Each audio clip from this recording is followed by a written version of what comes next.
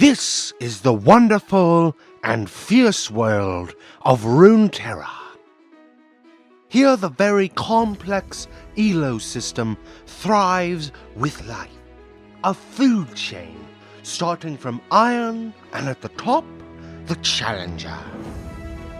You need to be fierce and clever to survive this place. As we see this bronze try to compete, he'll have to choose quite the survivable character to compete with all of these skilled players. Welcome to roughly ZAC. Mom always said I was big for my age. ZAC. Where do I start with him? How about Chapter 4, Section 10 of the Junglers Union book? It is illegal to die as ZAC. Well, that about wraps it up. Foolish mortal. I come for everyone. Like that's ever gonna happen. ZAC is the Bear Grylls of League of Legends. He can survive anything. Tower dive, gank, fighting the entire enemy team, tower dive, dying. Nothing can kill this guy. Hands down, the tankiest slime in League of Legends. Now, the damage is not incredible on ZAC, but here's the thing. When you fight, usually someone will die. And if you don't die, then there's only one option left, really. I like your cut, G. Your passive Cell Division has two main components.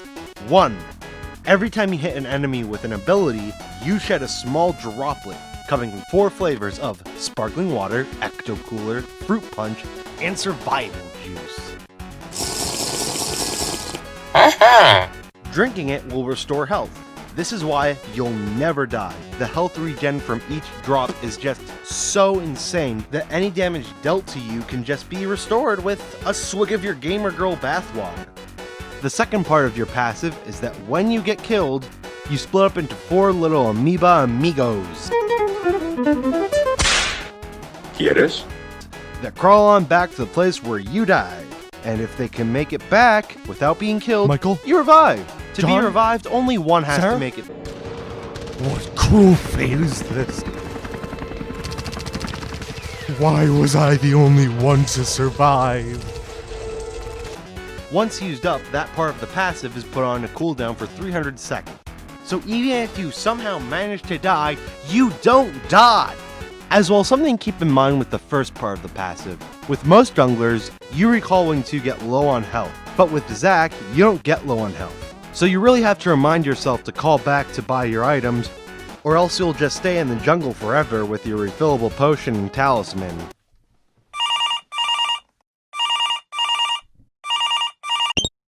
Hello? Oh, finally! It got through! Honey, where are you? In jungle. ZAC always in jungle. Zachary! Honey, come back home! Zachary? No, I'm ZAC. Your name is Zachary Wilkinson! What? No! ZAC, I'm ZAC!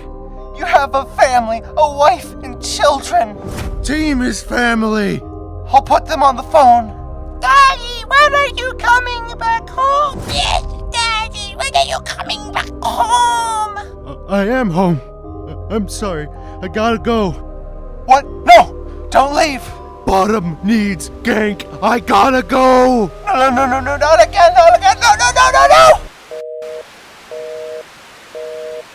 Q, Stretching Strikes, is one of those sticky hands that you get from Chuck E. Cheese. You sling your hand, and upon hitting an enemy, you spawn a droplet, and slow down your target slightly. But if you attack a second target, you slam them together, and drop a second Jello cube. Now, if you can attack it, you can slam your enemy on it, even towers. So not only is it a good tool to make sure that your mans doesn't escape, but the second drop makes it great for survivability, to make sure that once again, you don't die. ZAC's W. Unstable matter. You sneeze with your entire body, and if you hit someone, you guessed it, a little droplet. You get a drop, you get a drop, you get a drop, and you get a drop. Everybody gets a drop. But if you eat a hunk of goo, you decrease W's cooldown by 1 second. So while you do get some damage from your W, its main function is to act like your own personal gooey Pez dispenser. Good old E is Elastic Slingshot. You do your best Usain Bolt impression and start channeling a cone in front of you. You can launch yourself anywhere inside the cone and deal damage in your area. I love this move. It makes you predict where your enemy is going, and you have to make these big brain calculations of where to land. Target locked.